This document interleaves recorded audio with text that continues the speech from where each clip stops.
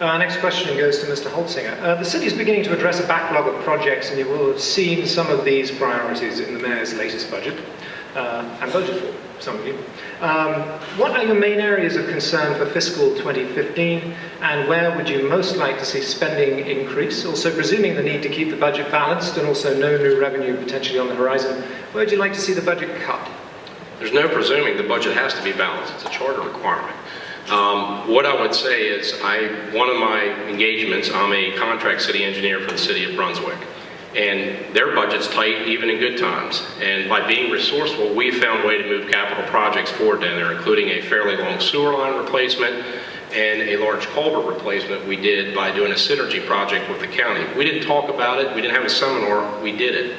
So what I would say is people are most concerned about traffic here. And again, as I noted in my opening statement, I think the completion of Christopher's Crossing from a Possumtown Pike to the Golden Mile is a key project that would move forward. The second phase of the central section of Monocacy Boulevard.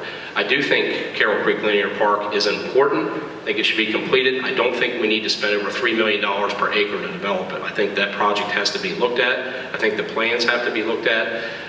We got a great deal of change orders last time. This time I understand there's 56 requests for information on that plan. That leads to change orders, that leads to the taxpayers taking a hurt on the project. I do think it's a great project, but it's an area I would see reduction in the budget. I would again utilize, we have a lot of in-house resources, surveying, engineering. We also have a tremendous Department of Public Works. So where possible for smaller projects, we're paying too big of a ticket for some of these projects to be completed out of house. We need to start doing more in-house and save the bigger projects for outside contractors, and that's how I would save. Thank you very much. Mayor McClellan, 45 seconds. Thank you. For 4 years, we've had very tough budgets to deal with. For 4 years, I've presented balanced budgets to the aldermen, starting with deficits with each year. It's going to become a little tougher. We haven't seen the full effect of sequestration yet, so revenues are going to be tight. But I can tell you, for 4 years, I've been able to manage to provide a balanced budget without raising taxes, and that's my goal for the next 4 years, to do that as best as we possibly can with the limited revenues that we have with us. We have done a number of in-house projects. One of them, which may be a lot for character of life, but people really wanted from our last run, was the swinging bridge. That was completely done with in-house work, so it can be done from the small projects to large projects. Hargett Farm, the building of the actual sports fields, most likely will be done in-house by us. Thank you. Alderwoman Allen. There are two items that threaten our future, and those are our unfunded pension or our unfunded healthcare liabilities. Over the last 4 years, fiscal year 10 to 14, our unfunded accrued actuarial liability for pension, I know that's a big word, some people say, what is that? That unfunded liability, the thing we don't have money to pay, has increased $37.5 million in 4 years. It started at $62.5 million, it's now $100. That's a problem. So we have to address that. We have to address that in an aggressive fashion. We also have to look at the unfunded liability for healthcare. It's $104 million. Another $104 million we can't pay. We don't have the money for. So that means an aggressive aggressively moving forward to change the way that we do business. Jeff said that we don't have, we spend too much money on projects. I'm going to submit that we spend too much money on projects because we're not business friendly. People add 15 to 20% to... Got the red light. I have to politely interrupt. Yes, sir. So we're going to move on to Mr. Holtzinger for his 30 seconds. 30 seconds. I would note that some of these in-house projects take longer. We started the swinging bridge when I was in office. The unfunded pension liability is a huge issue. It didn't happen overnight. It's not going to get fixed overnight, but I do think a more aggressive schedule for bringing it back into the level of funding that it needs is in order. And as far as projects, the budgets are tight, but that's no excuse not to get projects designed and permitted and ready to go when funding's available, like Deck 6, which sits designed and ready to go, like the airport tower. We designed it and had it ready to go when the funding became available. It was shovel ready. Thank you very much. And we'll cycle back to Member Clement for 30 seconds. I think one of the things that we need to look at is how we provide additional revenue to help with future projects. Carroll Creek project is a tried and true economic generator. The airport is an economic generator. Those are the things that we want to make sure that we emphasize how we can do this without spending more public dollars, get better revenue circulating. Thank you very much. We'll now move on to our sixth question for Mayor McClement. Work here, live here has been the oft-chased little accomplished goal for the city's economic development, arguably. How will you promote that? And what are your plans to help businesses create and sustain new jobs in Frederick? I'm sorry, Cliff, I didn't hear the very first. I'm sorry. Work here, live here. How are we going to create and sustain new jobs for Frederick? Gotcha. I just mentioned one. The Carroll Creek Linear Park is a huge economic generator. The other that's been tapped upon is the downtown hotel and large meeting space that I will say right now, and I've said it 100 times, the city will not build, but I have no dollars put towards the building of it, but we will and can help with infrastructure such as parking around that facility. Those two things are very key. We have talked about ways to do infrastructure as far as roads back and forth. We talked about it heavily here, Monocacy Boulevard. That's key for one of our largest employers, Fort Detrick, the BRAC. Alignment is right through Monocacy Boulevard. I've recently been talking to the Fort, trying to find ways to help with road improvements around the Fort, coming from federal dollars, again, dollars that we've already paid to them to come back to us. It is not coming out of our direct pockets from the city. So those are some of the big keys that we need to do, is find ways that we can move forward with projects, help the private sector move forward with projects. And we do want to look at our permitting processes. It's come a long way in the 4 years, a lot more friendly. We still need to look at ways to maybe increase our one-stop permitting shop. That only happens once a week now. I think we can try to find ways to move that to twice a week. It's a great asset to our community. And predictability for builders and for businesses is key. Thank you very much. Alderman Allen, 45 seconds. I say we follow the county's lead, and let me tell you what I mean by that. Prior to this administration, the city of Frederick was more business friendly than the county. With the current county commissioners, that's no longer the case. So businesses are going out into the county, and if you look, you'll see things popping up all over the place. We have to do three things in the city of Frederick. We need to change our land management code to eliminate roadblocks to small businesses getting started. We need to cut the business property tax, and we need to offer tax incentives to those who create jobs in the city of Frederick. Some of these things are going to help to bring more business into Frederick, to create more jobs, and to offer what I had when I was growing up, that live here, work here space, so that people aren't having to drive down the road. We bring business here. Thank you very much. Mr. Holsinger. As Alderman Alloy noted, the city was more business friendly when I was mayor. Now that does not mean everything goes. It's not a secret. If a project comes in, people don't want to be faced with a 1.5 year delay. So we have to dig into it. And it's easy to say, we have to change the land management code, but you need people with experience working with those type of ordinances. So that has to be done.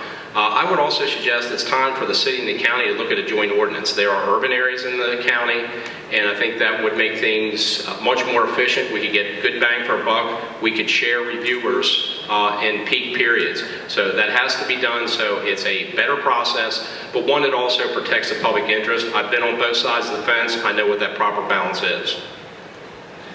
Thank you. And we'll go back to Mayor McClement, 30 seconds.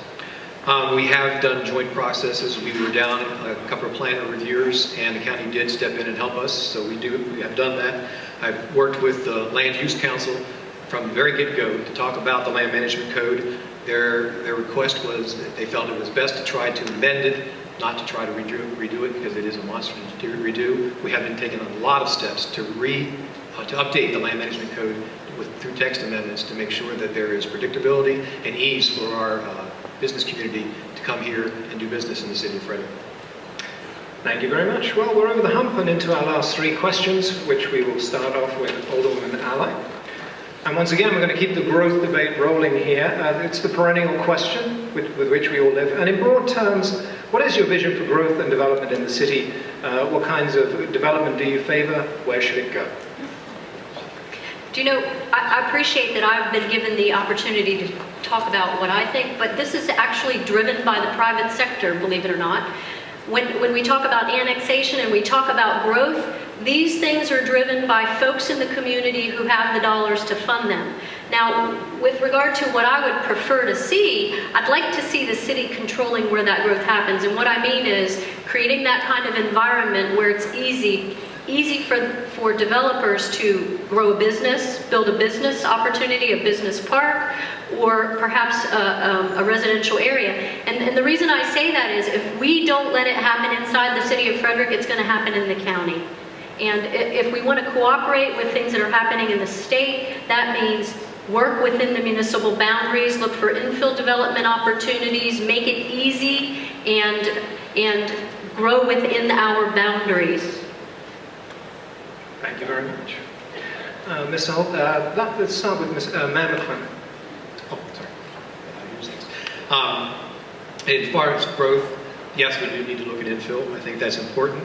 Annexations have come forth, and one of the larger annexations has a lot of commercial components to it. Again, commercial components are a possibility for job growth, and while that's out in the future, it was planned for. We have looked at this from the past, and our plan is coming to fruition. We do need to do, infill is important. We have that infill space right now, and we've got to find ways to help encourage businesses to do that. Thank you. Mr. Holtzman. During our administration, we pretty drastically reduced the growth area that was shown on the city comprehensive plan. That's because it could never be served by public water and sewer. That is the first thing people look for. The growth area that we ended up with was an area that matched the city's water and sewer master plan. And it also exactly matched the county's growth limit at that time. So that's the first thing you look at in the plan. You have to have that. You have to have adequate transportation. I would note that the property owners or the developers of the Crum and Thatcher annexation will have to build the Biggs Ford Road interchange. Infill, it needs to be encouraged, but again, you run into the LMC, Land Management Code, and state regulations for stormwater management. The state cannot get their two agencies to work together, so you have these great infill projects, and then they run into stormwater management requirements that make them not feasible. Thank you very much. Next question goes to, oh, no, I'm sorry, you get 30 seconds. Sorry, my apologies. Please go ahead. Thank you very much. I want to add to the conversation this idea of infrastructure. Infrastructure is most important in any kind of development. Water and sewer infrastructure, transportation infrastructure, and again, I want to mention that one of our priorities needs to be working on the way that we do transportation APFOs. How do we do it? Right now we look at an average of what happens across the United States. I'd say that the city of Frederick is not average. I'd say our traffic is much higher than that average. And so we need to look at the way that we address that to make sure transportation infrastructure is adequate. Thank you very much. And apologies there. And then you dropped right off the end. Yes, sir. Mr. Holzing, next question goes to you. And I'm sure it's one we've touched on earlier in the evening and discussed, but now's the time for a broader question to be answered. Pension reform. What's your position on how the city's been tackling this expensive problem, and what more, if anything, can be done? I think it's been talked about a lot. I just don't think there's been a lot of concrete action on it. And I know the city has focused on trying to do the right thing. I think it's a conversation you have to work with the employees on. This is a big thing. Their promises were made. But at the end of the day, you want the pension plan to be there when these folks need it. It has to be sustainable. So at this point, I would say that there has to be a more aggressive approach to the pension plan to address it. I think I've heard that it's a 20-year plus plan to address getting it to the funding level it needs to be. In my opinion, that's something that ought to be looked at getting there between 10 and 20 years. As I mentioned earlier, I think the city has moved to defined contribution as far as health other post-employment benefits, but I would also move to defined contribution for new employees for their pension as well. That's not going to fix the plan, but it's going to help stop the bleeding, and at the same time, you begin to work on a more aggressive approach to getting the funding of the pension plan where it needs to be. Again, it did not happen overnight. You're not going to fix it overnight. And it's something that you have to work very closely with the city employees on. But at the end of the day, the taxpayer is the one paying the bill, and they deserve the highest consideration in this matter. Thank you. Before you go on, could you read the question one more time, please? Absolutely. I didn't hear the entirety of it. Oh, certainly. It's basically about tackling the city's pension reform question, whether or not enough's been done and what more can be done to address that. And you're welcome to go right ahead. Oh, my turn? Your turn. Okay, sure. Has enough been done? No. That's why I'm one of the candidates for mayor at this point in time. We've had 39 or 40 conversations about this with minimal action. And as I mentioned earlier, our unfunded liability for pension has increased from $62.5 million to $100 million in 4 years. That's not okay. Now that's driven by several items. That was driven by our lack of a good investment portfolio. That was driven by the buyout. And that was driven also by a larger number of folks participating in the system. So what do we do to fix that? We look at a change from defined benefit to defined contribution. We look at a change in when can retirees actually get $1. Right now they can walk out the door at age 42 and you're funding them for the rest of their lives. So I would suggest maybe we need to look at a change in that date moving forward in the future, maybe 55, 62, I don't know what it is, but we need to look at these kinds of things. Okay, thank you. And we'll now move on to Member Clement for your 45 seconds. Yes, pension is a concern. It's as stated, it's a long-term concern, and reform started with this administration.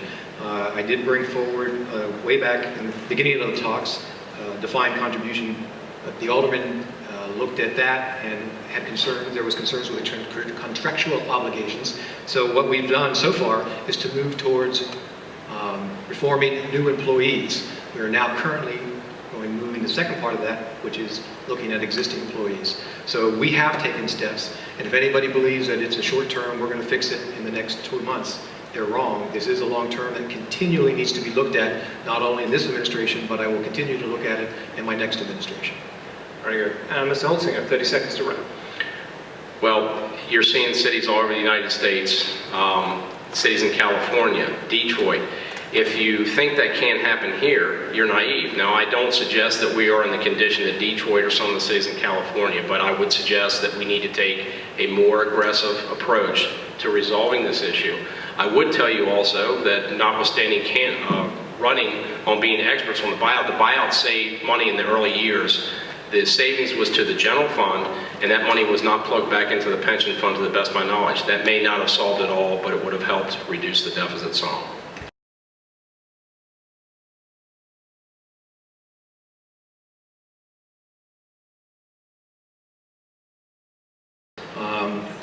While I don't call it a failure, one of the hardships has been the fact that we've had a 23% loss in revenue when we first took over. And that was just due to the drop in housing.